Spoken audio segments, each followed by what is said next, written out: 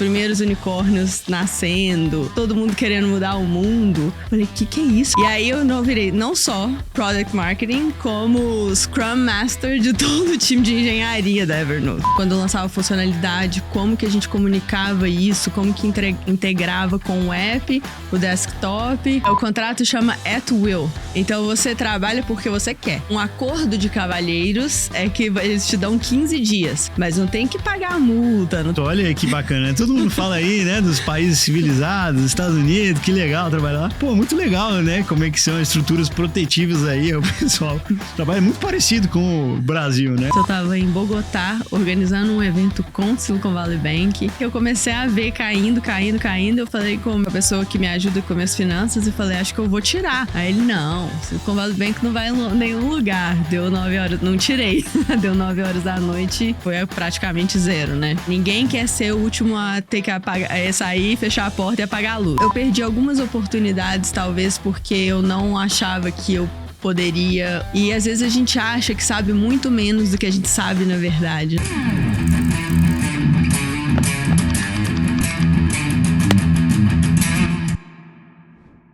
Fala, empreendedor, empreendedora. Hoje estou aqui com uma convidada super especial.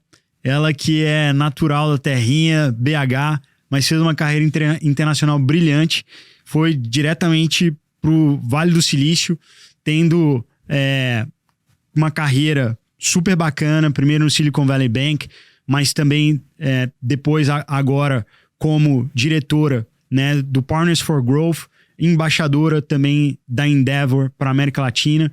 Ela que, assim, tem uma participação super relevante e próxima das principais Big Tech latino-americanas e tá lá, né, no Gateway para Latam, que é a Miami. Pode contar muito aí de todo esse ecossistema de tecnologia americano e latino-americano e dividir com a gente como é que é essa expansão da carreira aí overseas. Então, tenho o prazer aí de estar com a Júlia aqui, Figueiredo, que é essa pessoa incrível aí que tem uma trajetória tão inspiradora aí para compartilhar conosco. Obrigado aí por aceitar o convite. Não, obrigada a você. Obrigada, Jorge. Prazer estar aqui. Obrigada ao time da B-Hub que me...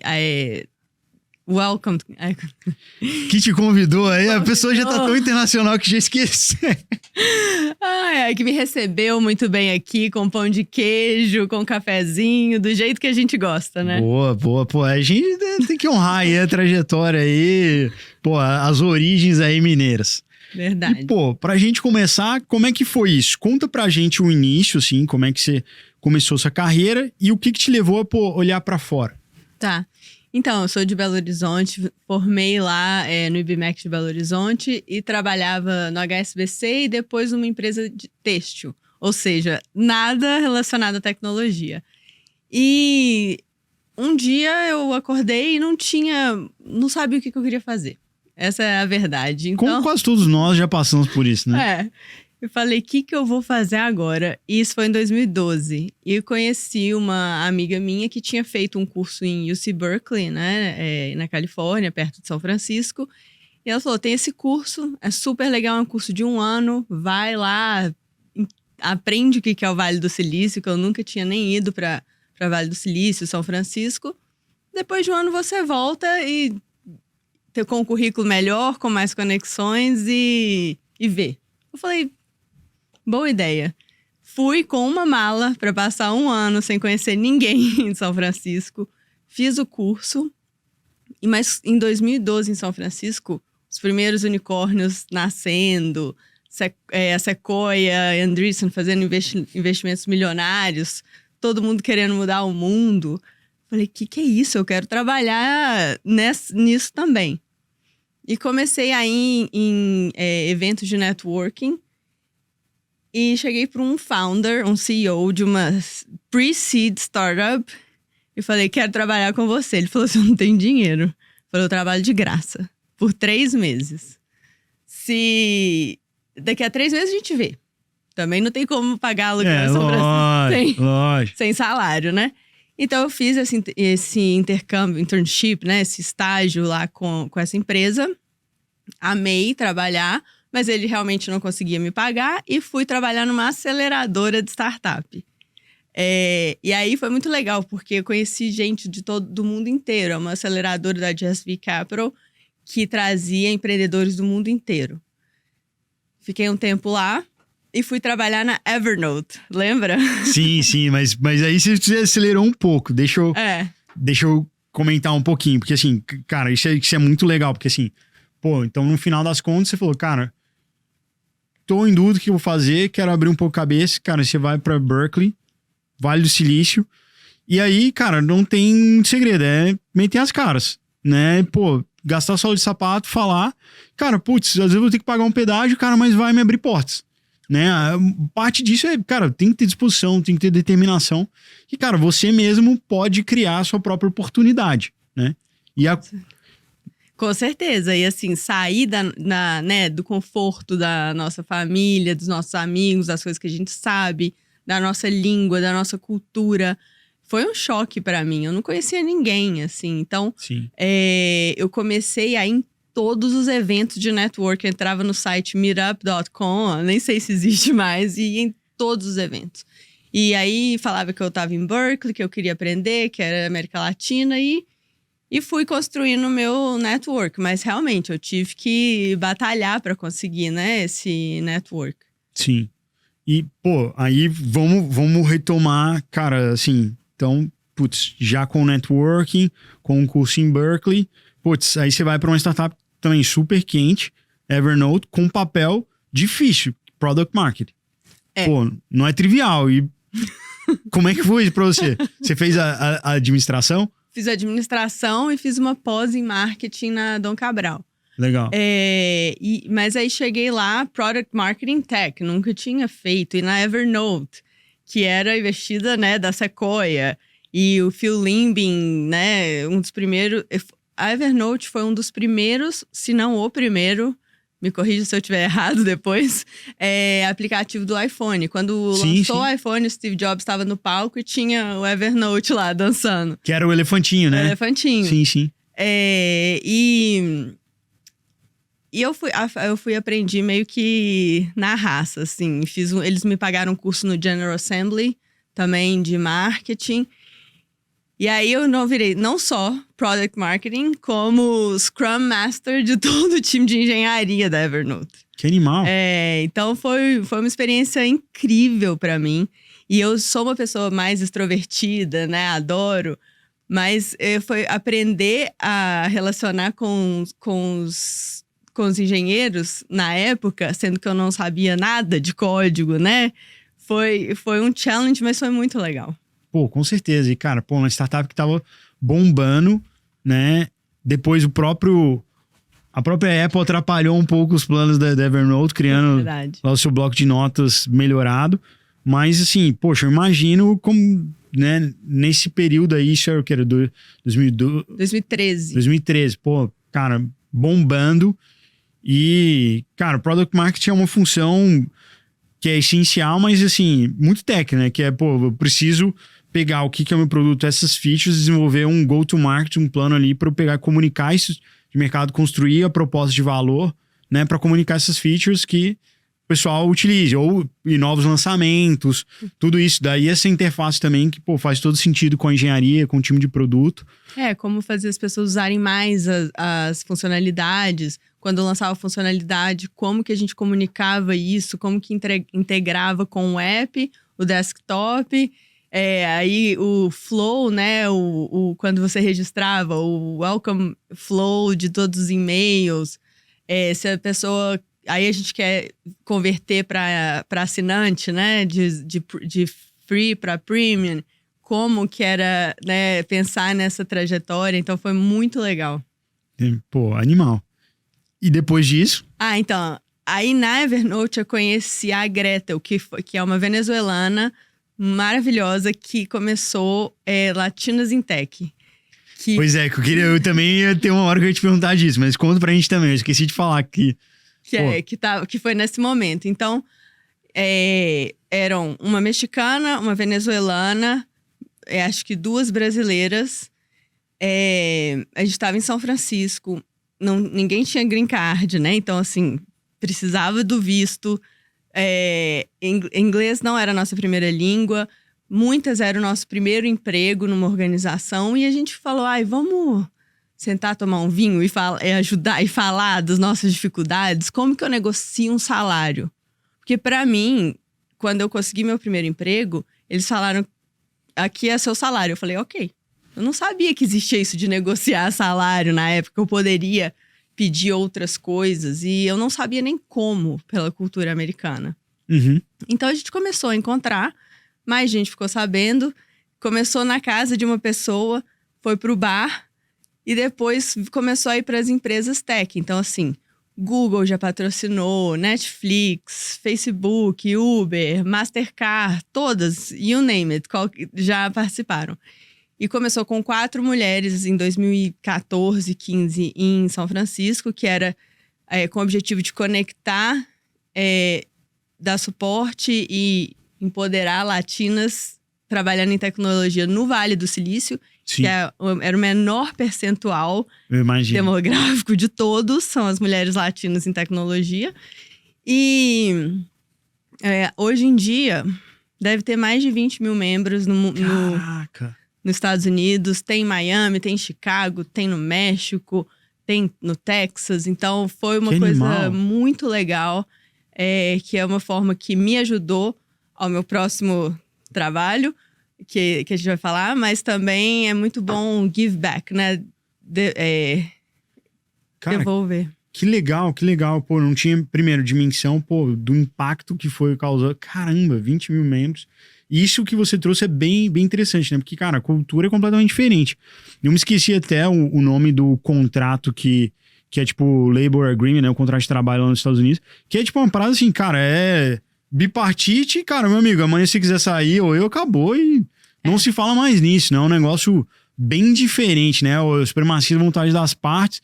E, cara, meu amigo, é isso, você vai negociar e até se espera que tenha isso, né? Se espera. Então, assim, por isso que meus primeiros trabalhos eu não tinha um salário muito bom, porque eles dão um valor menor porque eles esperam que você vai negociar. E outra coisa é que você falou do...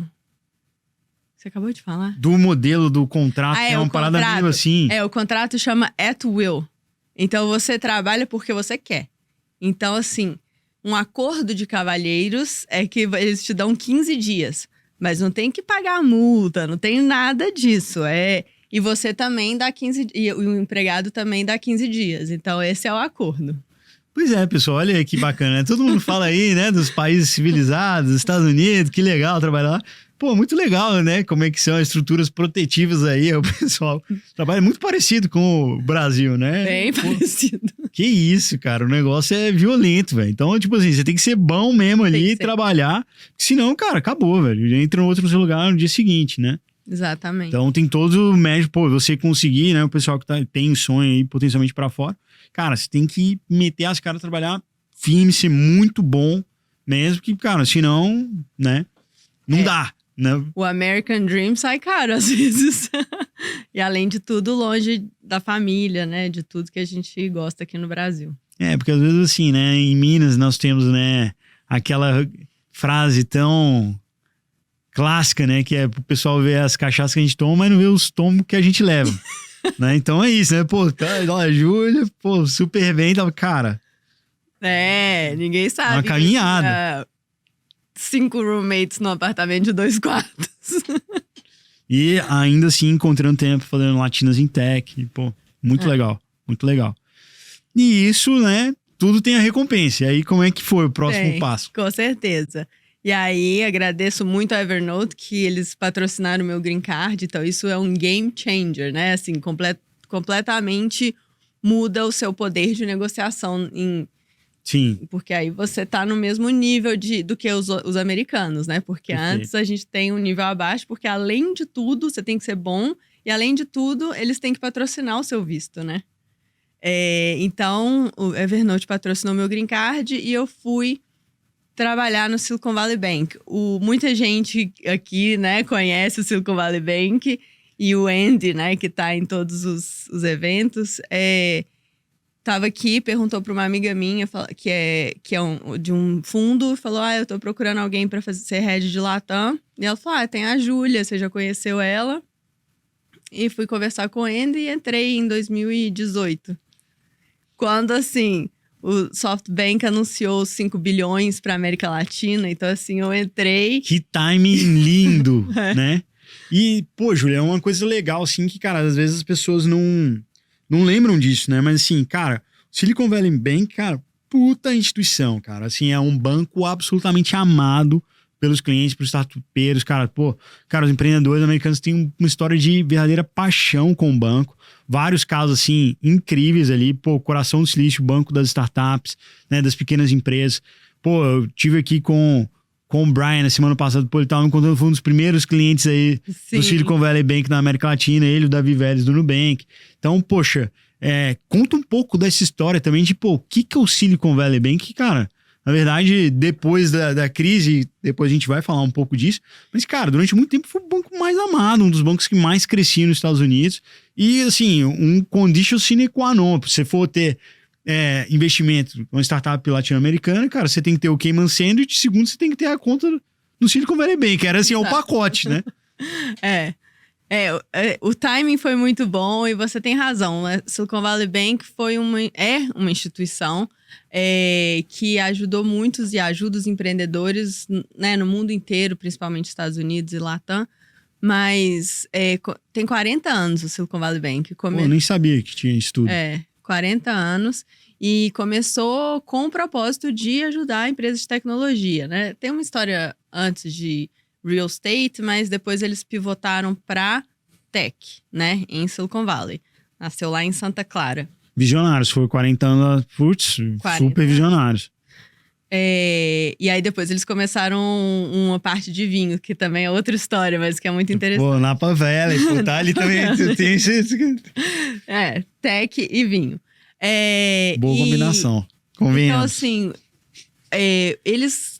Agora a gente fala muito em venture debt, né, na América Latina. Depois eu vou querer falar mais sobre isso também. Mas o Silicon Valley Bank foi pioneiro de venture debt nos Estados Unidos há 35 anos, emprestando dinheiro para empresas Series A que estavam levantando rodadas e underwriting, né, fazendo o risco do crédito para os VCs. Então, bilhões de dólares em empréstimos para startup, abrindo as contas bancárias, mas acho que isso o menos, talvez, que o Silicon Valley Bank ajuda. Mas todos os eventos, a comunidade, né, os falam tudo em inglês. Os relatórios que eles falam sobre a economia de tech. Então, assim... Indicadores. Então, além de... Aí, em 2012... O Andy resolveu, né, viu esse crescimento de América Latina e resolveu começar a trabalhar com empreendedores da América Latina. E que você falou, né? As primeiras contas do Silicon Valley Bank na América Latina foi Viva Real e Nubank. Começou humilde, né? Foi para receber lá os investimentos, né? A primeira rodada. Então... E com isso aí, já a história, né, você sabe, todos os empreendedores que abrem Cayman e Delaware abrem conta no Silicon Valley Bank. E você ajudou a gente, inclusive, aí, não lembro, acho que você me emprestou IAN, não sei, aí já teve também, cara, que tem as suas burocas também, e, cara, é isso, Silicon Valley Bank, pô, sempre teve um carinho especial com a gente, sempre entendeu super bem, então, cara, realmente animal.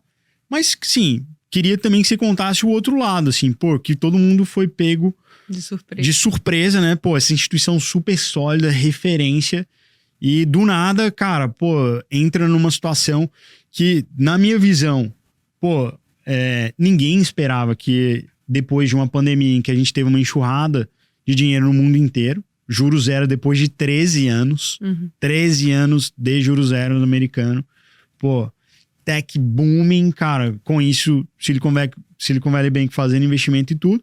Cara, do nada, o mercado mudou completamente, cara. Inflação comendo, guerra na Ucrânia.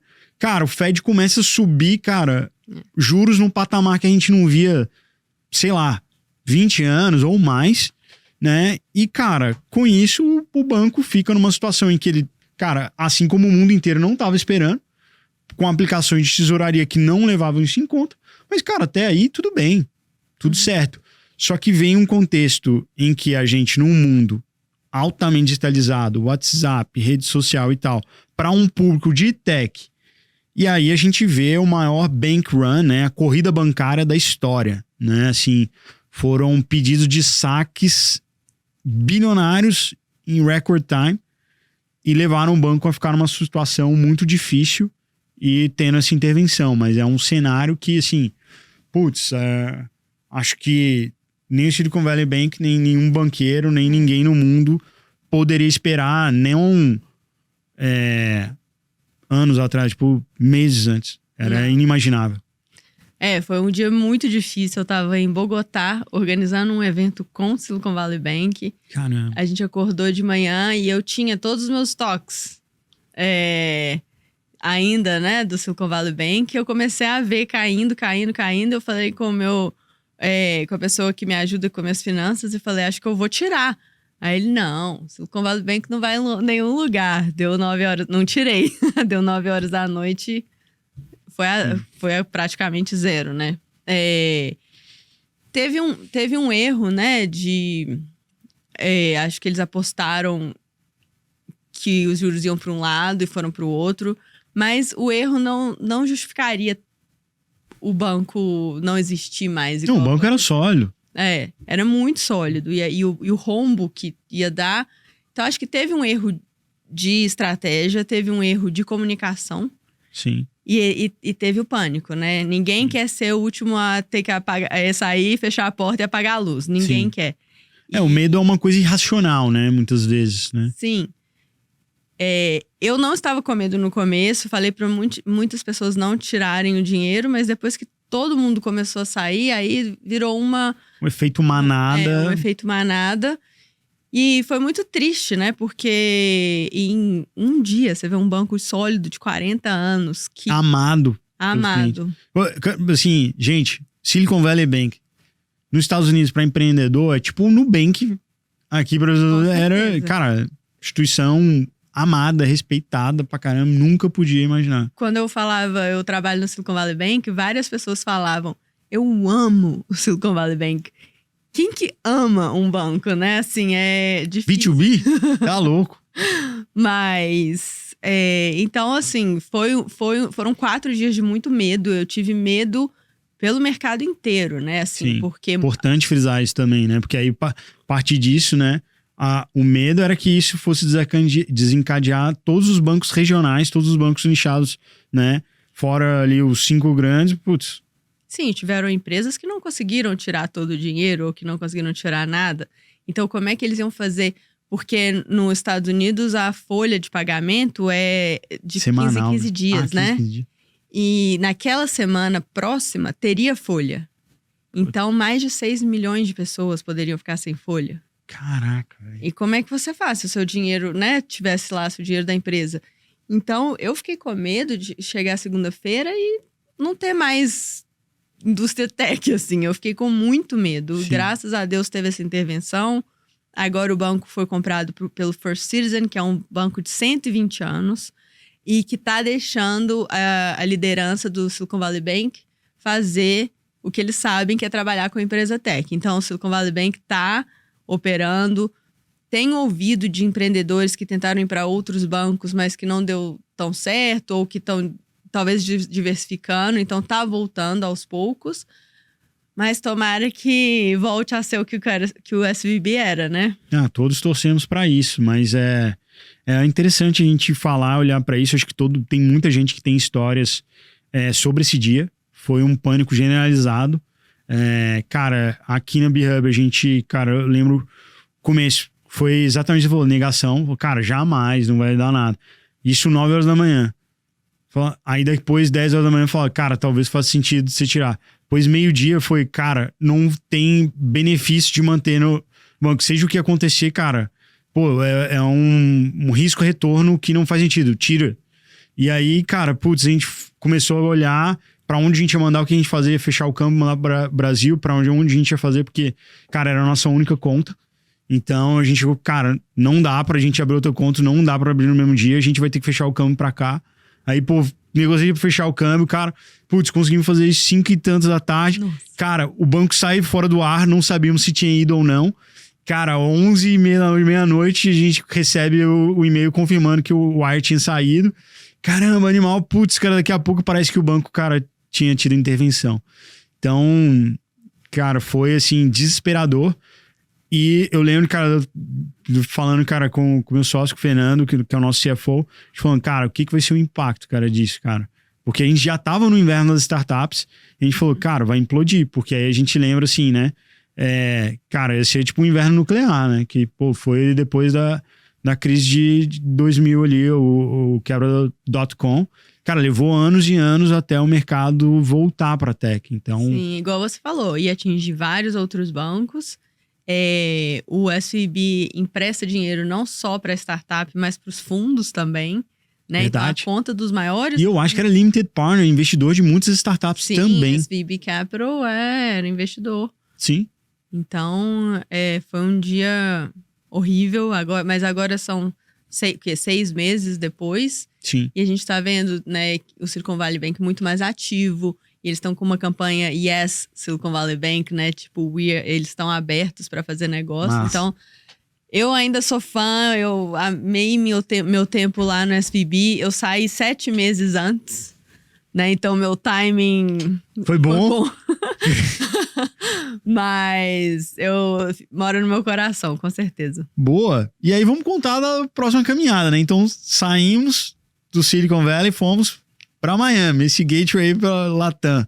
Nossa, isso foi uma doideira, porque eu ainda tava com o Silicon Valley Bank, pandemia, São Francisco fechado, não tinha nada, frio, e eu lá sem, né, assim, sem muita perspectiva de quando que ia abrir. E começou a ter uma migração de empreendedores e investidores de Nova York, São Francisco e LA para Miami. Isso nos dias da pandemia ali. 2021. Tá, beleza. Quem teve fluctuations ali, então. Final de 20, começo de 21, e começou a ter uma migração imensa, né? Porque a Flórida estava aberta, né? Miami estava... até o prefeito de Miami, né? O Francis Soares fez que é um cara super interessante também, pró-tech. Super pró-tech. Ele fez um tweet. Acho que foi o founder do PayPal que falou que estava mudando para Miami. E aí ele respondeu, How can I help? Aí virou hashtag, How can I help? Como posso ajudar? Imprimiram outdoor nas estradas, How can I help? Que da hora, velho, que da hora. Começaram a dar incentivos, né? E assim, todo mundo foi. Aí o Silicon Valley Bank falou, a gente tem que abrir um escritório comercial em Miami. Isso eles não sabem. Eu tava de férias em Miami e eu ouvi falar que o presidente do banco tava em Miami pensando nisso. Eu conhecia o... como é que fala? O Chief of Staff. Sim. Como é que... Tipo o braço direito do presidente. eu conhecia o braço direito do presidente. Ele falou assim, Júlia, a gente tá em Miami, você conhece alguém aqui? Eu falei, eu tô em Miami. Comprei um vestido na Zara, fui conversar com o presidente. Ele falou assim, eu acho que a gente tem que abrir um escritório aqui. Eu falei... Amém. Tô aqui. Tô aqui. Vambora, conta comigo. Aí eu achei que não ia dar em nada, né? Assim, mas 2 semanas depois eles me ligaram e falaram que dia que você pode mudar. Eu falei no fim do mês e fui. Sem conhecer de novo, sem conhecer ninguém de Miami. Uma pessoa corajosa aí, ó, tá? Entra em empreendedorismo na veia, né? Pô, vambora, cara. Vambora. Aí contratei o time, começamos a fazer eventos e campanha para fazer o Silicon Valley Bank funcionar em Miami. Mas aí que chega o Partners for Growth, né? O Partners for Growth, que é o fundo que eu trabalho agora, é um fundo de dívida, né? De Venture Debt. Depois eu vou... Vamos fazer um recorte? Conta pra gente. O que é Venture Debt? Venture Debt Venture Capital é um capital para empresas venture, né? Capital de risco. Sim. Venture Debt é dívida para empresas de risco. Perfeito. Né? Perfeito. Agora, a definição de Venture Debt lá do Silicon Valley Bank, né, de 35 anos atrás, é mais ou menos assim. Você tá levantando o Series A, para falar em números redondos, 10 milhões de dólares de Series A. Perfeito. Eles colocam até 25% do valor da rodada, mas eles olham quem são os seus investidores. Então, assim, você tem uma Sequoia, um Andreessen no seu cap table, eles entram. Então, eles não fazem bootstrapped companies, eles não fazem com investidores que não são top, né, os top investidores. Tudo é uma análise de risco no final, né? Então, tem que ter. Então, se a empresa não tem histórico, é uma empresa nova, ainda com muito risco, ele olha para os investidores. Sim. Quanto captou. O Partners for Growth, o PFG, a gente fala que é growth debt, né? Então, a gente não faz esse de tanto risco, porque a gente não é um banco, a gente não tem como correr esse risco tão grande. Então, a gente trabalha com empresas com faturamento mais ou menos de 10 milhões de dólares. Se for uma empresa SaaS, que tem um recurring revenue, então mais ou menos nesse patamar. Uhum. E se for uma fintech, aí sim a gente vai com o seed stage, porque a gente fala asset-backed, né? Um mezanino, um warehouse, que vai usar esses recebíveis, né, dos empréstimos como garantia do nosso empréstimo. Então, Perfeito. Então a gente divide desses dois lados. Boa. E assim, complementando um pouco do que você disse, né? Pô, você tem, né, o venture capital ali, o capital de risco que é para ser o sócio, né, do empreendedor, e com isso vem governança, vem uma série de direitos ali, obrigações para quem está dentro da empresa, e você tem o caminho da dívida, que pode ser muito interessante. Os juros são bem menores do que aqui, né? E, poxa, isso pode alavancar a empresa, tanto ser um complementar do outro, como a depender do modelo de negócio, como você bem colocou, fintech ou SaaS, que tem um pouco mais de previsibilidade, pode fazer muito sentido para alavancar esse crescimento, né? São juros que, pô, são bem interessantes, né? Principalmente se tiver alternativa aí de, cara, expansão internacional, acho que pode fazer muito sentido, que é dolarizado, né?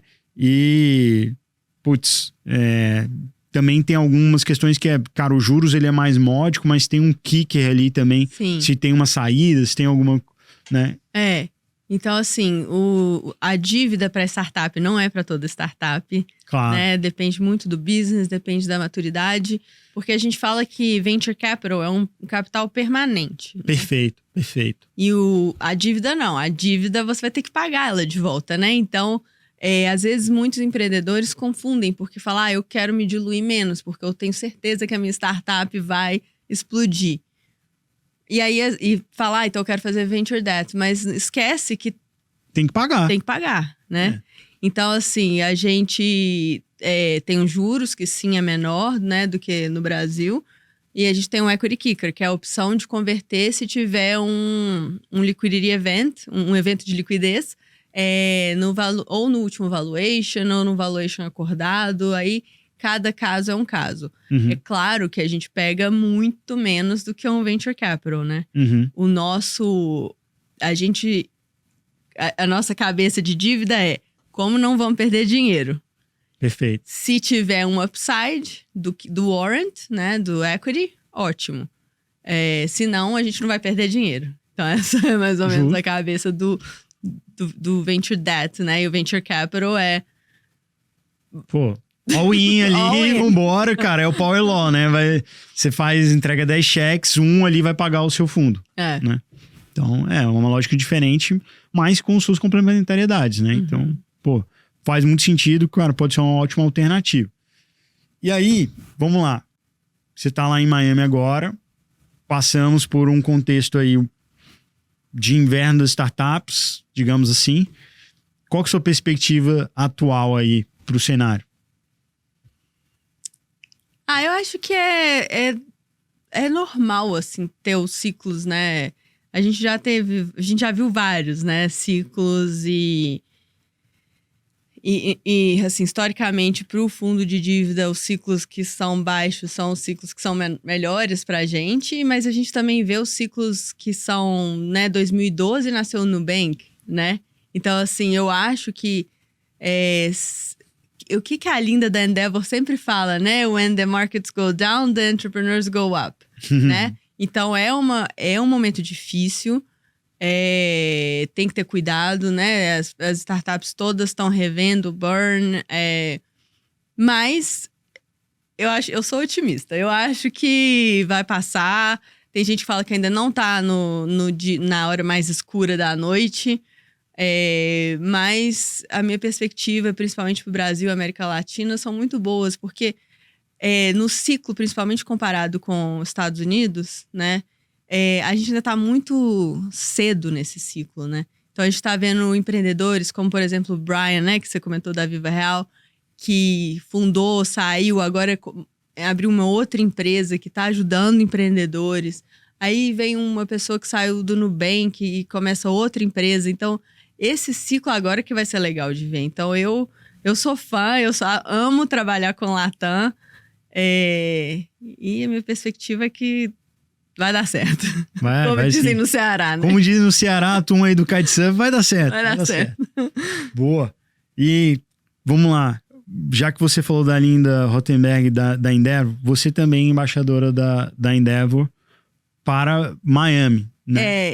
Eu sento no board da Endeavor de Miami. Eu sou fã, assim, número 1 da Endeavor. Já trabalho com eles de alguma forma ou outra há uns 6, 7 anos. Acho que eles fazem um trabalho maravilhoso, né? Que no Brasil e na América Latina é um selo de qualidade, assim, né? Você ter Endeavor no seu currículo. Nos Estados Unidos ainda é um pouco menos. Então tem alguns empreendedores que são americanos que não conhecem a Endeavor. Então o desafio de Miami é usar todo esse conhecimento que a gente sabe e esse poder que a Endeavor tem, né, do efeito multiplicador deles, para ajudar os empreendedores locais. Que ainda não, às vezes não entenderam, né? Mas aos poucos isso tá mudando. Legal. E concordo totalmente, cara. Eu sou fanzaço da Endeavor. Grande...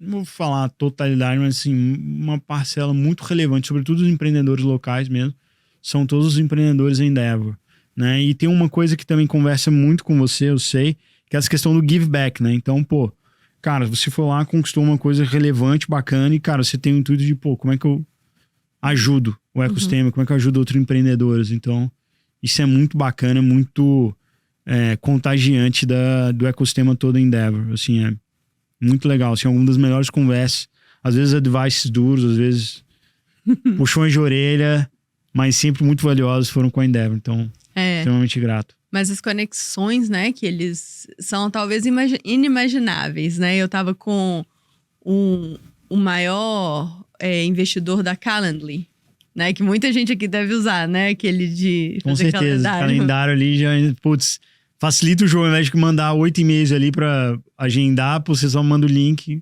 Muito legal, eu conheci. Tem um lado ruim também, né? Vamos ser sinceros, né? Que o lado ruim é a galera que é sem noção. Como é que tá o seu calendário? Não, isso aí, olha, tem isso lá também, mas, bom, tudo bem. Mas o lado ruim que eu acho é a galera que ela pega e desmarca. E aí remarca de novo. Isso daí, cara, eu fico louco, velho. Esse ethos aí me incomoda. Mas o outro, beleza. Talvez a gente tenha que falar que a pessoa não tem direito a cancelar, ou cancela uma vez, não sei. Eu não... mas eu acho que não tem essa feature, não. Não? Acho que não. Vou ligar pra ele. Pode falar aí, ó. Eu acho muito boa, mas esse ponto aí, cara... É foda, porque a galera acha que é dona do seu calendário.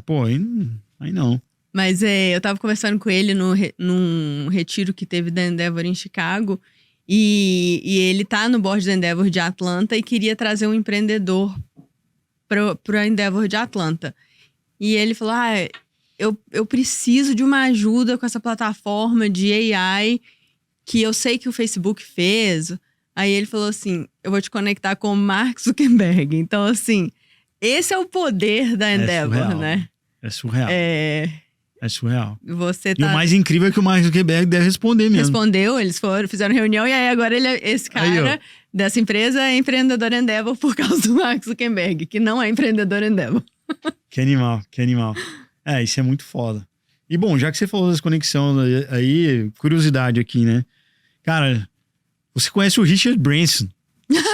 Conta um pouco disso aí pra gente, cara. Cara, Richard Branson, cara, um dos maiores empreendedores da história, cara. O cara, criou a Virgin, cara. Isso né? foi uma loucura. Records e, cara, pô, Virgin, que viaja no espaço, companhia aérea. Pô, cara, incrível. Como é que foi isso? Eu fui convidar. Essas são umas coisas que acontecem assim, né? A mineira de BH, fui pra ilha dele. Eu fui convidada para um evento que teve na ilha dele, Necker Island. E ele é super kitesurfista, né? E ele já deve ter, não sei o quê, uns 70 anos? 70. Mas é impressionante. Joga tênis todos os dias. Eu achei que ele não ia estar lá. Eu falei, vamos pra ilha do Richard Branson. Beleza. Aí a gente tá lá no jantar. Chega ele de short, assim, né? Na casa dele, né? A ilha do cara, pô, ele pode chegar como quiser, né? Não, ele é muito interessante, super humilde, assim. Tinham duas mesas. A mesa dos CMOs e CEOs, e eu tava na mesa que eu tava na Evernote ainda. Então eu era marketing manager, né? Assim, eu tava lá na humildade na mesa das crianças. Justo. Eu falei, eu nem vou sentar nessa mesa aí, que eu nem sei se eu tenho assunto. E aí eu senti uma mão no meu ombro e falou assim, posso sentar aqui? Na hora que eu olho, era ele. Ele sentou comigo e falou assim, eu não aguento mais aquele assunto ali. E a gente jantei a noite inteira, eu e o Richard Branson na mesa das crianças. Que animal.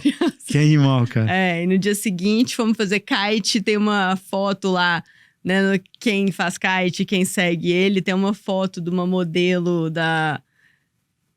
Quem faz o Google aí, gente? Uma modelo da Victoria's Secret fazendo kite nas costas dele.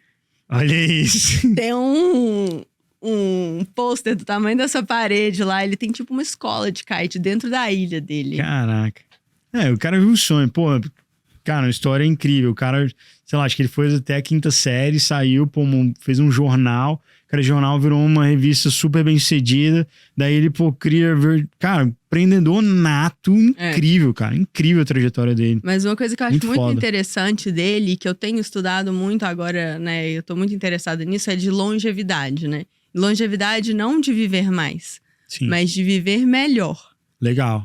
Porque não adianta você chegar a 90 anos sem conseguir amarrar o sapato, sem conseguir se alimentar, né? Pô, eu tô com 35 anos, minhas colunas aqui, 82 anos. Tá Então. bravo aqui. Depois eu tenho que trocar umas figurinhas aí. E ele é uma pessoa que tem 70, talvez mais. Hoje ele já deve ter mais de 70. E acordava 5, 6 horas da manhã, jogava tênis todos os dias, se alimenta super bem. Nada em volta lá da ilha. E ele valoriza muito mental health e a saúde e longevidade, que é o que, né, principalmente os empreendedores, né, às vezes isso fica no segundo plano. Amanhã eu malho, amanhã eu alongo, amanhã... E não... Eu tô nesse grupo aí, depois tem eu que ser tenho... hoje. Quando eu crescer eu vou fazer isso, tem que melhorar esse lado aí. Mas é animal, cara, tá aí, ó. Daqui a pouco, pô, ela que tá tão envolvida aí no ecossistema de empreendedorismo, daqui a pouco pula aí na água gelada de empreender aí. E esse é um bom tópico, cara. Pô, longevidade, com certeza faz muito sentido. Quem sabe? Stay Bom, tuned. É isso. Bom, Júlia, agora movendo aí... última pergunta antes da gente mover aí pro nosso bate-bola, jogo rápido. O que você dá de conselho aí para as pessoas que... Tanto assim, acho que você tem duas coisas muito interessantes, né? Cara, você é um executivo super bem sucedido, de origem latina, mulher, pô, que você conseguiu vencer, não aqui, mas você venceu, tipo, na Champions League, coração do Vale do Silício e, pô, também em Miami desbravando. Então, queria que você contasse um pouco disso e também dicas para empreendedores, porque você também é muito próximo de um monte de empreendedor, de muito sucesso, de investidores. Então, queria que você desse uma dica, de carreira, principalmente voltados para mulheres que querem ser executivas, nível internacional, e do outro, o que você tá vendo aí que você dá de dica de empreendedor que quer dar certo? Não. Empreendedora. Eu acho que dica de carreira é uma coisa que acho que muita gente batalha, eu às vezes até hoje também batalho, que é a síndrome do impostor, né? Assim, é acreditar mais na gente e acho que eu perdi algumas oportunidades, talvez, porque eu não achava que eu poderia, né? Ou então, eu achava que eu não poderia, fui lá e fiz, né? Não tem aquela, se você tem medo, vai com medo mesmo, né? Boto fé. E fui com medo e deu certo. E às vezes a gente acha que sabe muito menos do que a gente sabe na verdade, né? Então, assim, vai atrás dos seus sonhos, encara, vai com medo mesmo. Não é fácil, né? Assim, hoje tem 12 anos. Então, nada... E você é empreendedor, né? Você tá nessa luta aí com a B-Hub, que faz um sucesso, mas a gente vê o sucesso, né? Não vê as noites sem dormir, não vê a gente chorando. Todo mundo tá batalhando, então... A gente só vê ali a foto no Instagram, né? E não vê o behind the scenes ali, a luta, né? Eu acho que também be nice to people, né? Assim, tem empatia, porque às vezes a gente vê só o sucesso da pessoa e acha que é aquilo, e não sabe o tanto de barreira e batalha, né? Todo mundo tem problema, e todo mundo tem insegurança, e todo mundo tem medo, mas... Total, e eu concordo totalmente com essa dica de... Cara, é isso, a gente tem que acreditar na gente, que as coisas vão dar certo. E esse último ponto que você colocou, eu achei ele muito relevante, sabe, Júlio? Porque assim, cara, não tem atalho, sabe? E tipo assim, se você não é uma pessoa boa, cara, muito difícil, velho. Muito difícil. Eu vejo, às vezes, cara, empreendedores, pessoas que, querem ter atalho, querem, fazer um negócio ali, se dar bem. Cara, esse não é o caminho, cara. A gente tem que sempre... E você falou também de longevidade. Cara, a gente sempre tem que olhar o longo prazo, entendeu? Uhum. Cara, você tem que ser correto, você tem que fazer o bem, cara. Senão, não tem... Aí não tem jeito de dar certo, entendeu? Não. Meu pai sempre falava, né? Desde que eu era novinha e na época eu não entendia. Mas a gente nunca fecha uma porta. É verdade. Sempre que você terminar qualquer tipo de relacionamento, tente, à medida do possível, terminar bem. Sim. Porque pode ser que você volte, né? Eu saí do Silicon Valley Bank e eles são parceiros hoje do fundo que eu trabalho. Então, assim, não fechar as portas. É isso aí. E para empreendedores e empreendedoras? Nossa senhora, gente. Coragem. Isso aí precisa mesmo. Eu acho assim, os empreendedores de hoje são as pessoas que estão mudando o mundo. Realmente, é um pouco clichê, mas é verdade. Uhum. Então, assim, primeiro, obrigada, realmente, porque hoje não tem uma coisa que a gente faz nesse telefone aí que tá na sua frente que não tem uma pessoa por trás que teve um sonho um dia de criar, né? Sim. Né? Imagina o tanto de coisa que você faz no dia que só existe porque o empreendedor teve essa ideia, né? Então, primeiro, obrigada por facilitar a nossa vida. Eu acho que tenha pessoas boas perto de você, né? Você falou muito dos seus investidores, que são... os investidores é tipo um casamento, né? Sim, total. Você vai ficar no mínimo uns 10 anos. Total. E quem sabe, depois eles ainda vão investir no seu próximo empreendimento, né? Então, se circule de pessoas boas em volta de você. Porque tem uma frase também de Minas Gerais, que é junto dos bons que a gente fica melhor. Essa aqui tá no quadro aqui, depois eu te mostro lá. Isso aí tá. Então, acho que é isso. Pô, muito bom. Muito bons conselhos. E assim, cara,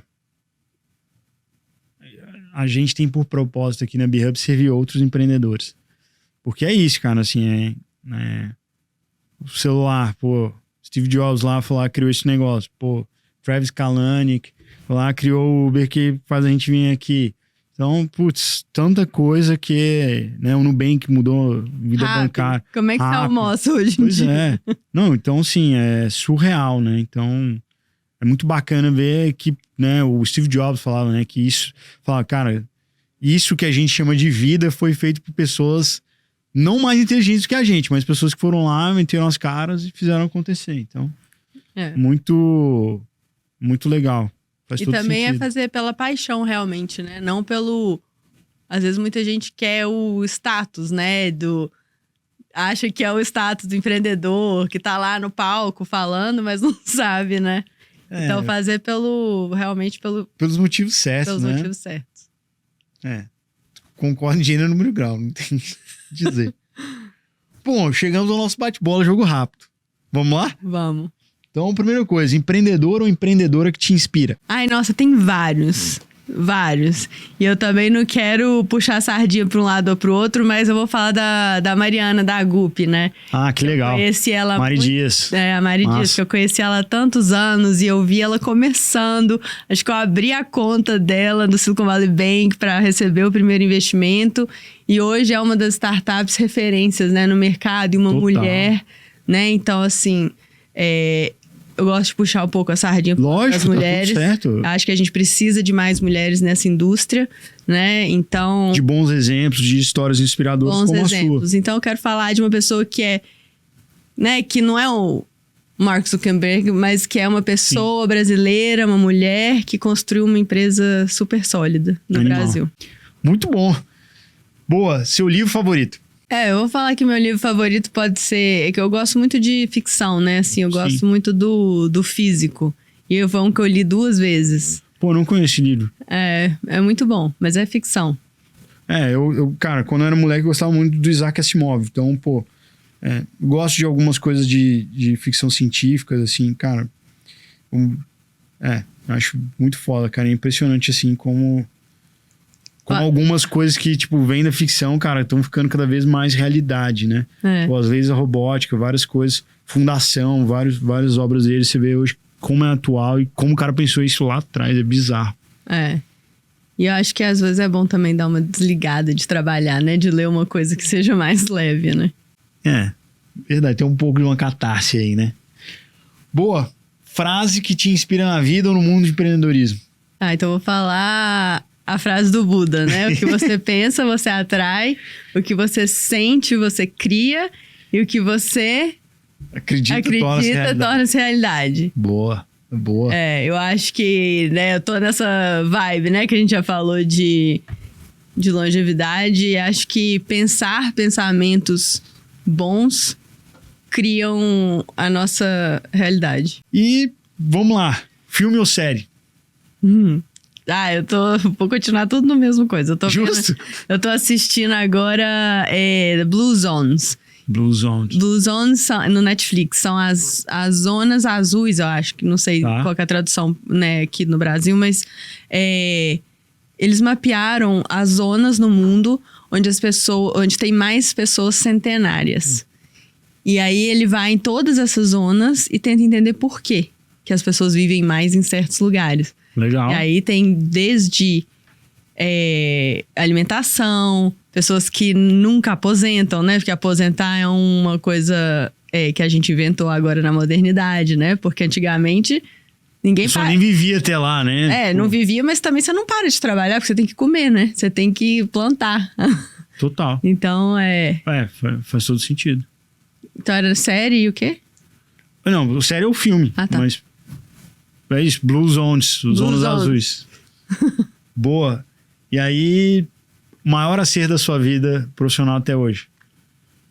Mudar pra São Francisco. Olha aí, ó. Justo aí, ó. Mete as caras, coragem aí que vale a pena. E o espelho disso, né? A maior bola fora. Maior bola fora e que eu tento me melhorar até hoje é controlar essa síndromezinha do impostor aí que talvez tenha me parado em alguns momentos chaves por coisas que eu queria fazer e não fiz. Conversar com pessoas que eu queria, pedir ajuda para certas pessoas e não fiz. É um ótimo arrependimento, né? Arrepender do que não fez. Que é pior do que fez. É pior. Quer dizer, né? Depende, não né? sei. Mas sim, é ruim. Tô com você. E por fim, qual que é o seu hobby? Nossa, meu hobby, tenho vários. Kitesurf, mountain bike. Acredite ou não, tem mountain bike em Miami. Olha só, essa pra mim é novidade. tem 2 parques feitos pelo homem, né? Assim, são parques construídos, Olha mas super legais, assim, Imagina. muito bem feito. Parece uma pista de esqui, tem verde, azul, preta e diamante, double black, né? Caraca! Então eu amo mountain bike, amo esporte, né? Sim. Yoga e... esses são meus maiores, né? E também ler e viajar. E também vinho, né? Porque também você falou lá dos Latinos in Tech ali, essa coisa ali. Eu também tenho... Amo vinho. Marcelo Lima lá, Monarchia, já contou aí que você é seu parceiro eventualmente aí. A gente falou que ia fazer um wine club dos empreendedores e ainda não fez. Isso aí eu quero me inscrever, hein, também. Mas, pô, Júlio, obrigado demais por você ter aceitado o convite, compartilhado com a gente. Cara, sua história é muito inspiradora, né? Como executiva, como parte muito relevante do ecossistema empreendedor, de fomentar outros empreendedores, de dar apoio para esse crescimento. Então, muito obrigado por você ter aceitado esse convite e contado um pouquinho da sua história para nós. Obrigada a você, obrigada a toda a sua equipe. E quero ver a B-Hub. Um dia a gente chega lá, né? Mas assim, a estrela é o empreendedor, né? Ele foca no core, a gente cuida do resto, né? Então, a gente fica muito feliz de estar aqui no backstage e ajudando essas pessoas que realmente mudam o mundo. Pra isso a gente tá aqui. Obrigada. Obrigado você.